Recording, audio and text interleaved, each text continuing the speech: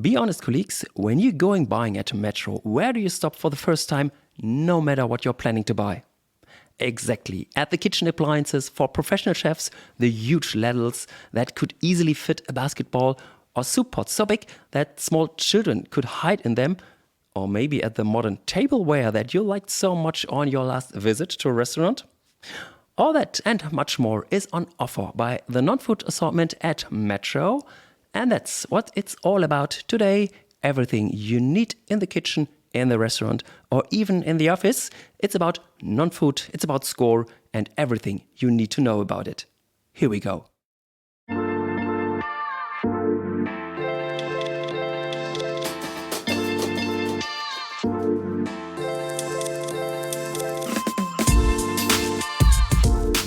Metro generates annual sales of around 2 billion euros with non-food products. Most of this comes from the categories kitchen, cooking and table, as well as seasonal and outdoor.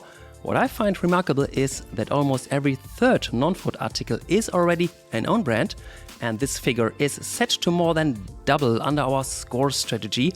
How Metro intends to achieve this ambitious goal by 2030 and what will change in our sourcing and our sales as part of the wholesale transformation of Metro is explained to you today in more podcast, Wholesale to the Max.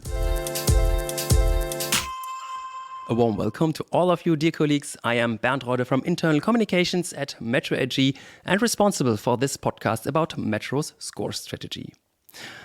My guest today was actually already part of a Metro group when Metro didn't even exist, and he can tell us himself how that actually could be. However, after working for Metro in Turkey, Switzerland and India, he joined Metro AG in 2004. A few years later, he moved from there to Metro's former procurement company, Metro Group Buying, which also meant moving from Düsseldorf to Hong Kong.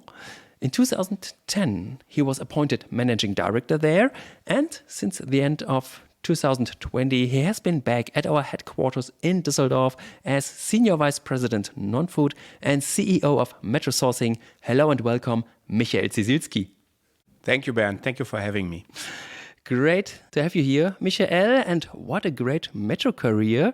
Maybe you could explain us briefly what I meant when I said that you were already part of the company before Metro AG was actually founded. Actually, you made me feel very, very old, Bernd. But indeed, I started my first job in Metro, or Galeria Kaufhof at this time, in the department store business. They financed my studies. So when I was 20, which was in 1995, I started a career in Kaufhof, and they paid my study. And I was 3 months studying and 3 months working in a store. So I learned really the store business. I was in sales, selling ladies' wear. Yeah. And after 3 years of study, I worked 2 years as a department manager in Galeria stores. And indeed, I learned during this time that Kaufhof was bought by Metro. Yeah. But I've never been to a Metro store before. Yeah. I think by now I'm blue and yellow. Yeah. Yeah, and so to speak, non-food sales and sourcing has been your job here at Metro for almost all these years. Would you say it's also something of a passion of yours? Indeed, yes, sure. Yeah. I mean, my passion is actually trading. And I think we all work in a very fascinating job. It's about, we need to understand what the customer wants. So we want to sell something. And of course, we need to buy it to sell it. Yeah. So it's a core of our business. And then on the other side, non-food fascinates me. And like I said, I started with apparel, with ladies wear, ladies fashion. And now I'm a specialist for all kind of gastro equipment and consumables. So it has changed over the time. But non-food products itself are super interesting. And we are not Apple, so we are not selling 5 products. We sell in the end 10,000 products. So you always have a new challenge every day. And what really fascinates me about working in Metro is we have contact with customers, but we also have contact with colleagues and suppliers all over the globe. So we work with people in Asia, in Europe, and all this exchange and interaction is fascinating. Yeah, and today, Michael, we want to learn more about the non-food business at Metro and, of course, about the strategy you want to use to drive the non-food growth as part of SCORE. But we also want to find out more about you personally, Michael, and get to know you better. Hopefully, this will be the case when you will tell us in our questionnaire what our fundamentals mean to you. And of course, also by listening to your sound souvenir towards the end of the episode, Michael, when we will find out which particular sound inspires or motivates you, or which you connect with something that is of great importance to you. But let's first start with the topic of non-food at Metro. Metro sometimes describes itself as a food company, but never as a non-food company. At least I've never heard that before. Michael, does that bother you from time to time? Not really, because we are not a non-food company. And we have to take that. So in the end, our customers come in first place to us because they have a need to buy food. And nevertheless, non-food is super important. And even if it's only 10%, it's still 2.3 billion, and that's a lot. And non-food differentiates us from the market, and it is really a USP. And not to forget, the profit in non-food is 3 times higher than in food. So I think it goes hand in hand. Yeah. So let's start with the basics of non-food. What are the most important product groups and categories when we talk about non-food? Let me highlight 2 product groups. The first one is, and you mentioned it in the intro, kitchen, cooking and table, or we say KCT. So, and even there we can cluster, and we can cluster into the real equipment. So that's a very large showcase, for example, or our famous induction cooker from the Sales Challenge, or the microwave, which is coming in September. So all kind of electrical devices. And then the second category is everything what you use in the kitchen. That is a knife, the pot, the fry pan. And then the third big category in this frame is everything what you have in your guest room. And these are the plates, the glasses, the tablecloths, the cutlery, the candle. So everything what you really need in a restaurant business. Yeah. And coming to some key figures for non-food, can you give us some examples? Maybe what are the 2 or 3 key figures that you can present? You presented it also in your intro already. Actually, we have an own brand sales of almost 700 million, which makes it more than 30% in non-food. And we grew in the last year, I think, 4 percentage points. So we have a clear strategy to further grow own brand above 60% till 2030. And that will make the own brand sales then far more than 1 billion. Yeah, and we will talk about this when we come to your score goals in terms of that. The head office of Metro Sourcing is in Hong Kong due to its proximity to our suppliers in China. Michael, can you tell us a bit more about how our colleagues work there and about the structure of the non-food sourcing organization in general? Let me frame it a bit different. So we do not talk only about sourcing when we talk about non-food, because I would frame the job a bit wider. And at first thing, I always explain that our role is 10-20% to frame and define the non-food strategy. What is non-food in Metro? Where we want to be, what we want to be. What is our target? What is a common target, which then locally will be adapted. But we have a very clear strategy where we want to go with Metro and what we want to sell for non-food. Our mission is we want to be the reference for equipment and consumables. Means if a restaurant owner wakes up in the morning and he needs a new showcase, a new pot, whatever, he first thinks about Metro. This is one part. Second part, we want to be the price leader for all consumable. That means we have the cheapest price in the market for burning paste, for vacuum bag, for all kind of products which are competitive and which have a high replenishment need. So this is what is a must basic we need to achieve. But this is one element. And then the second element is that we are the own brand supplier. I always say we are the own brand supplier of Metro. For a very simple reason, because more than 80% of the own brand products are sourced by Metro Sourcing in Asia or in Europe. And how are we structured? We have a very lean offer team here in Düsseldorf. And this team is working in co-creation hand in hand together with the countries on the assortment. So we have a team working on what do we want to sell in kitchen, cooking and table. And then we align it with the big countries. We work together with the big countries. For example, we use the quality team of France, or we use a category manager of Italy to get expertise. And then we define what is our assortment. And when we have defined this assortment with the offer team, we move it to the sourcing organization. And the sourcing organization is, like you said, headquartered in Hong Kong. But we have offices in Hong Kong, in Shanghai, in Vietnam, in Turkey, and in Düsseldorf for Europe. And then we find the best source for the products. And then we bring it to life, basically. Yeah. And maybe you can explain or describe also the process. How do you come to a decision about certain product or product groups? So, for example, what kind of knife do we want to sell in the next years? How do you come to these decisions? I mean, we don't start at zero. Yeah. So we have a base over all the time. But we go into a dialogue, actually, and we're using expertise. We have kind of like a circle where we say we do a permanent feedback and improvement loop, and we use chefs. We have partner restaurants here where we get the feedback. We talk to the category managers. They talk to their chefs and to their consumer circles. And then we need to find the trade-off as well, because we are working, of course, here we need to work on commonality. And there might be the request to have a bit lower quality in country A, while in country B we have a bit higher quality demand. So we need to find the right level. And I think that's always about, if you talk about commonality, it's always about trade-off and finding the perfect fit. Yeah.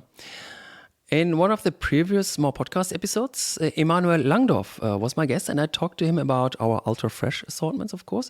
And among other things, we talked about global megatrends and the changing customer behavior, which has a strong influence on our products and the procurement of them.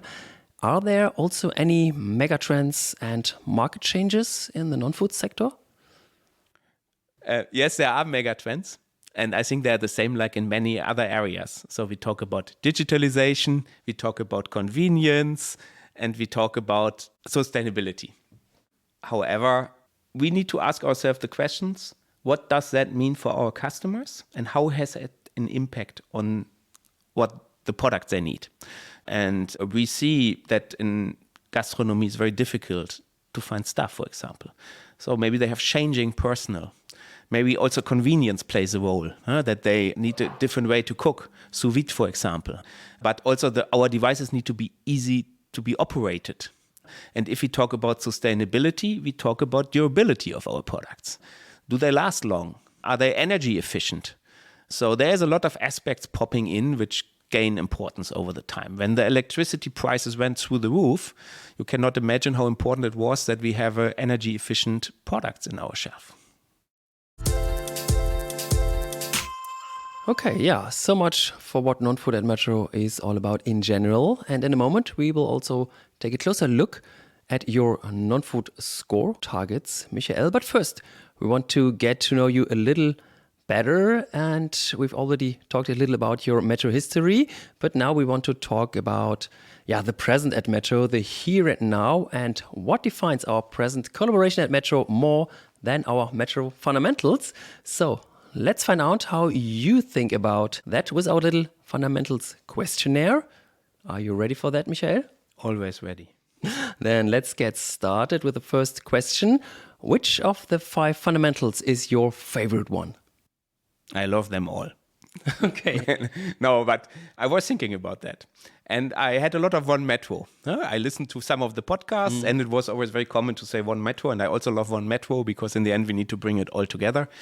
But I have picked the bases and basics. Why? Because I think we need to focus on achieving our targets and we should not get distracted and we should keep life simple. And in the end, I mentioned it in the beginning. We buy and we sell products or services. Yeah. And we have to do that in the most efficient and the most simple way. And we have to remind ourselves. I try also in meetings to reflect what we are doing now. Will it impact our business? Will it be visible in the shelf? How fast are the products on the shelf? What is hindering it? What is blocking us? Sometimes we have so many internal discussions. And I think we can improve a lot. Yeah, and keeping life simple leads me direct to my next question. Where in your working environment do you think simplification is most needed? I have a clear mission, actually, in non-food. We call it core range, to implement the core range, because, in the end, we get efficient and we get best prices if we work together. if we have commonality across our 700 stores, online, FSD channels, and if we have huge volumes. So we defined now in the last months a core range, which is about 800 products. But these 800 products in non-food, they create more than 30% of the own brand sales. And we want to focus on these products to have them at first really in all countries on the shelf and to achieve best prices for these articles, to work on the best way of supply for these articles, to focus really on core. And for these articles also we create much more services for the countries. Like we do planograms, how to present. We give materials for a rebuy guarantee. We give a marketing support. We make a video on the packaging with a QR code. So less is more. And so we really want to focus on driving the essentials. Yeah. And let's go even a step further. What would you like to abolish because it had no impact so far? Is there something? That's a very difficult question, Bernd. I mentioned it before, we should reflect on certain processes. Are they needed and how detailed are they needed? Do we need 100%? Can we go for 80%? Focus on the product. I mean, in my nature, in my DNA, I like to focus on products. I love products. And maybe I'm not the biggest fan of a risk assessment, but I know a risk assessment is needed. But do we need to make it bottom up through all levels and define and find the smallest risk available, or can we keep it on a level where we need to do it? Yeah, I see. Okay, and how do you create an open working environment where people, your team, can bring our fundamentals to life? Well, this one you need to ask my team. But they are not here. I'm not sure if my colleagues see it in the same way, but I think that I'm at first approachable, that I try to be also support, that sometimes I'm also moody, I have to say, but I think most of the time I try to enjoy what I do. I like to be in the office, by the way, because I think that we need this interaction. I like to interact with people. When I'm 2 days at home, I feel not full of energy. So I think that's part of my DNA, is that I like to interact with people. When I worked in the sales, I like to interact with the customers. It's important to me. And I think that makes it maybe easier to work with me. Yeah, so quite a lot, I would say. Last question. Which 3 words would best describe one Metro to you? One Metro. Teamwork. Together. And compromise. Because if we want to be one, we need to make compromises. Because the best for the group might not be always the best for one individual country or department. Okay, yeah, Michael. Now we know what's important to you in terms of our fundamentals and how you deal with it. But that's not enough about you. Of course, we want to find out a little bit more, and therefore we will listen to your sound souvenir later. But now we have already a very quick listen to make it a little more exciting. And once again. Okay, sounds interesting, but as always, we will listen to what exactly it is and what it means for you towards the end of this episode. But first, I would like to talk about non-food as part of our SCORE strategy, because our growth strategy runs through all areas of Metro, and of course, it also has a major impact on our non-food assortments. Let's start by talking about your general SCORE targets for non-food. You've mentioned before, and I find it very interesting, that the growth is not happening in terms of sales, but rather basically by expanding the share of own brands, right? Yes. If you look at Metro and how we got big, we had a lot of SEO business, and we sold trampolines and leather jackets, and I bought my ties in Metro. And I think we accelerate the transformation now. We put last September, we put the non-food transformation project in place where we said, how can we accelerate this? We need to also really change now fundamentally the thinking in us, and that includes me, because our customers are not shoppers. And I think it's not new. You had that in several podcasts. Our customers come to Metro for products, and they want a reliable partner, and they come with a clear demand. And we need to find solutions for our key target customers. And what changes for non-food go hand in hand with this wholesale transformation? So away from retail and to be a pure wholesaler? In the transformation, we built actually 3 blocks. And the first block is the block on the offer. What do we want to sell? What is relevant for our customers? But also how much we want to sell. We have 120,000 articles in non-food, including duplications in all the countries. We have reduced them now to 103,000. It's a good first step, but it's not enough. In some of our countries, we have 3-4 different brands of the same product.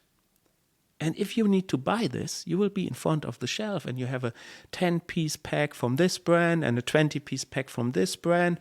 And then you have a 10-piece pack or 12-piece pack from Metro Professional. And then you don't know what is better. You will start comparing the prices and you just waste your time. And in these categories, we can only focus on own brand. We only give one solution to our customer, which fulfills all needs. So we need to simplify also the life of our customers. And they will honor it. So we will reduce the assortment to make the buying experience for our customers easier. And then the second block, and this is new, how can we accelerate the sales of non-food? And then, of course, we have the stores. And in the store, we talk about sales support material. We talk about, like what I said, rebuy guarantee. A lot of our products, we give a 5 years rebuy guarantee. So on glasses, on plates, on products which you might need to replenish after some time, we give a promise you find the same product in 5 years in this shelf as well, which is a super benefit for our customers, which we didn't have.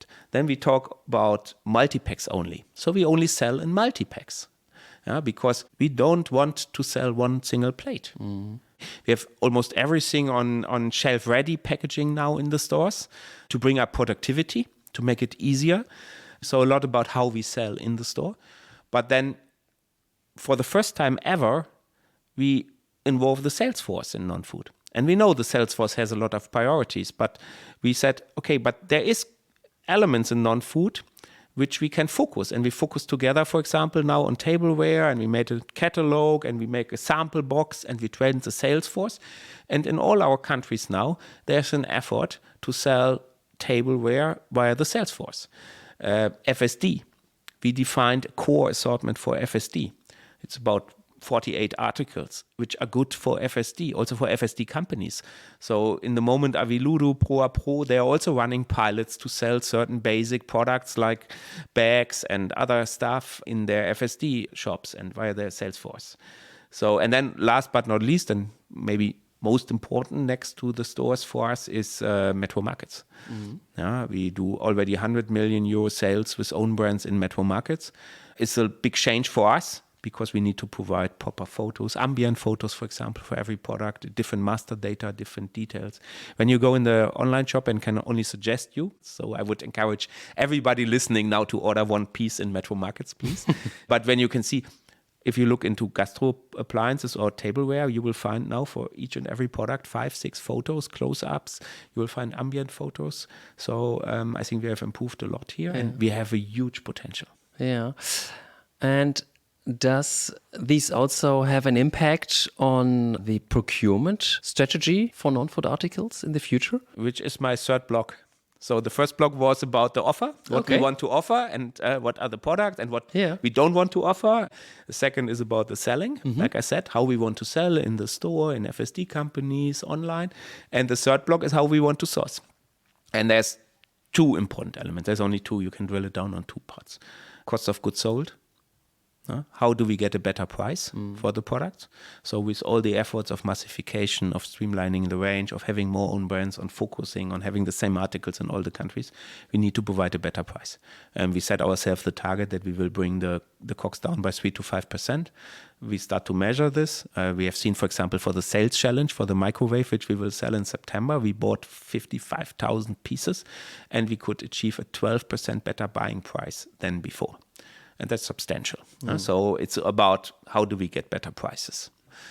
And the second block is about availability. Didn't mention that before, but we need to have, especially if you have only one product, you need to make sure it is available. So we need to have buffer stocks. We have this MIS platform where we put stocks on top to what the countries ordered to ensure the availability. So COGS and availability. That is the two top priorities for the sourcing. Okay. Coming back to the stores, because all Metro and Makro stores are currently being converted into multi-channel fulfillment centers. And this often means converting non-food areas into packing areas for the FSD business. Does this mean, Michael, that non-food is being pushed back in the stores? I think we have enough space. Of course, we need to have a productivity to get the space. But we have non-food formats with 1,000, with 1,500 square meter, which can be very productive. And I think it's really about making the space we have productive. And I don't feel that we are squeezed away. No. We have a lot of opportunities. Okay, yeah. And maybe this is also because that at the same time, as a result, and you mentioned it before, non-food is benefiting enormously from the increased importance of the e-commerce business, so the business of Metro Markets. What growth potential does non-food have in the course of the expansion and further development of Metro Markets? A big one. Some categories more than others. And not even the big one. Maybe you can say the sky is the limit, because it is really amazing how many, for example, fridges, gastro devices we are selling through Metro Markets. And I think here we can be really proud on our product as well, because a Metro Professional fridge, you don't find a reference which is better in the market. There's Barcher, Handy, other competitors, but we have a big brand. Customers trust in us. And if you go online, it makes a difference if it's a Metro Professional product or if it's a unknown brand. And I think when we talk to restaurants or when you look in the kitchen, our induction cooker, for example, you will see very often. So our customers trust in the brand. And I think a lot of people want to have also Metro product. And with Metro Markets, we also make it available. I mean, our market share is in most categories everywhere below 10%. So we have a big potential together. And the growth rates we see are amazing. Yeah. And how has the online business generally affected the procurement and supply chain of non-food products? You already mentioned that you need more or better product descriptions or pictures for the online business. Are there also other things that really affects this new way of selling for Metro? Yes, I mean, the master data and pictures are one. And this is what our colleagues need to learn and which we need to provide. And I think we did big steps, but also packaging, for example. It's very simple topics. What is easy handling for a Metro store might be very complicated for Metro Markets.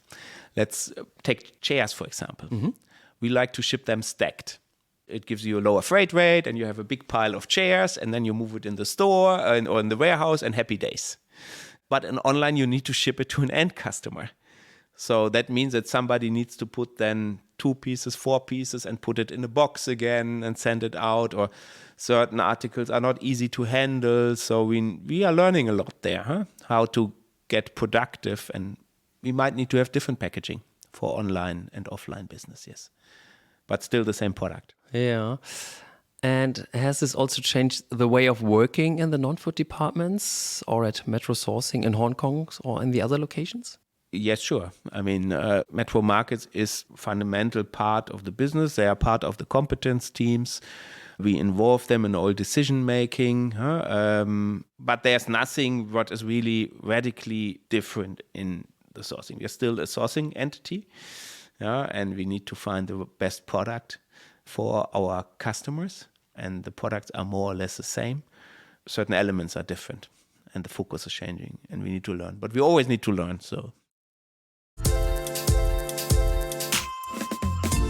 Hey everyone, we've just heard a lot of news from Michael about Metro's non-food assortment, and I would like to emphasize one thing. If you want to get an overview of our great non-food products and if you want to order them right away, then you can't go past our online marketplace, Metro Markets. Our colleagues there have come up with a truly innovative concept. The idea of offering a comprehensive assortment of more than 800,000 products tailored to the needs of the HoReCa industry is truly impressive. Moreover, Metro Markets has set itself ambitious growth targets. Sales are to increase to 3 billion euros by 2030. At the same time, the digital share of Metro's total sales is to grow to at least 40%. And in other words, you can say Metro Markets is paving the way for Metro into the digital future of our wholesale business. And you can find more information about Metro Markets on the digital marketplaces of the 6 Metro countries where Metro Markets is represented, or directly on the Metro Markets website. Please also listen to episode 13 of More Podcast, in which I talk to Philipp Blome, the CEO of Metro Markets. And as always, you can find all this information and the links to it in the show notes of this episode.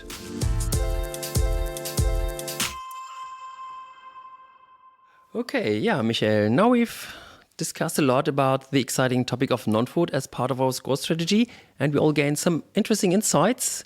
But now we're getting closer to what so many of our listeners are waiting for the most, your sound souvenir. Because just like every guest at More Podcast, you have brought us a very special sound, something that inspires you, motivates you, or simply puts a smile on your face. And now we're all eager to find out what it is. So, Michael, let us hear, what sound did you bring? Okay, here it is. I'm very excited, Bernd, if you can guess that.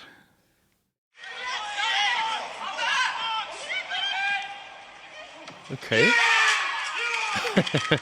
Sounds like children playing something? Yes, indeed. Yeah? Indeed. Okay, who is it? Actually, I recorded this on Saturday at a soccer match of my son. And I think we had a lot of soccer in the sound souvenirs here. And I have to put first, a few years ago, I was not at all into soccer. But my son is 13 years old, and he's a very passionate soccer player. He also plays for Fortuna now. Oh. So he spends almost all his time in training. He gets picked up 4:30 in the afternoon. He comes home 8:30 every weekend. So my life now, my spare time, I spend on soccer pitches in Dortmund, Gladbach, everywhere. So which made me a fan as well. But really what is fascinating about this is to see this, they're not children, they're the teenagers, the youth, and they all have a dream. And they come to the training and they are super disciplined. Yeah. And they will fight, they will work together, they criticize each other. They are very open on the field. They are acting very professional, and they have this common goal. And I think that children are much more clear in everything what they do. Yeah. And I think this is what is really great to see. Yeah, and what does it make with you? So what do you feel about that for yourself? You get energy, huh? You get energized, you get motivated, and you get happiness. Huh? For your private life, of course, but maybe also for your job. Does it motivate you for your job? Yeah, that's what I said before. Yeah. It's great to see how people fight for a goal together and how they communicate with each other, how they criticize each other, how open they are with each other, and how they work hand in hand. So maybe it's a bit like the one Metro spirit we want to have. Absolutely, one Metro. So I put it in as well. Yeah, cool. Michael, really sounds fascinating. Thank you for sharing it with us, and a big thank you for taking the time to join us today. Your insights into the score strategy in relation to our non-food assortment were incredible, valuable to our colleagues. I'm sure we all learned a lot. Thank you once again, Michael, and all the best to you. Thank you, Bernd. And to all our Metro colleagues out there, thank you for tuning in. Don't forget to subscribe to more podcasts on your favorite podcast platform or wherever you get your podcasts from. Catch up on the past episodes and to recommend more podcasts to all our colleagues. I can't wait for the next episode. Bye-bye and take care.